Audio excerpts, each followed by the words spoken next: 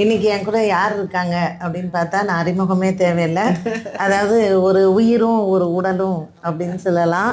அதனால் இன்னைக்கு நாங்கள் திருவேற்காடு வந்தோம். நல்லிமா வந்து இன்னைக்கு மடிப்பிச்சை எடுத்தாங்க. ஸோ அம்மா உங்கள் எக்ஸ்பீரியன்ஸை சொல்லுங்கள்.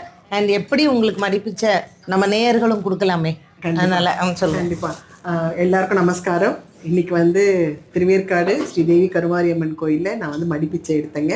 இது அம்பாலா எனக்கு சொல்லி, நீ என்ன பண்ண போற எனக்கு அப்படின்னு கேட்டா, எனக்கு என்ன பண்றதுன்னு தெரியலம்மா, ஏன்னா இந்த உடல் உயிர் எல்லாமே எனக்கு அவள் கொடுத்தது. இன்னைக்கு நான் நடந்து சந்தோஷமா இருக்கிறேன்னா அதுவும் அவளால் மட்டுமே தான். அதனால் அவளுக்கு நான் என்னால் என்ன பண்ண முடியணும்னா, சரி நீ மடிப்பிச்சை கேள் அப்படின்னாங்க. சரி இதுக்கு ஒரு 4 கிழமை பார்த்துக்கிட்டு இருக்கேன். நான் ஒரு 2 வருஷமா அதுக்கு டைமே வரல. அப்போ பாரதி கிட்ட கேட்டுட்டு இருந்தேன். அப்போ அவங்க சொன்னாங்க சடனாக இந்த வெள்ளிக்கிழமை வந்து நீ எடுத்துரு அப்படின்னு சாமி அசிரதி சொல்ற மாதிரி சொல்லிட்டா. ஆனால் நேற்று நான் சொல்றேன், நான் வந்து மடிப்பிச்சை நாளைக்கு எடுக்க போறோம், நீ எப்படி சனிக்கிழமை எடுப்ப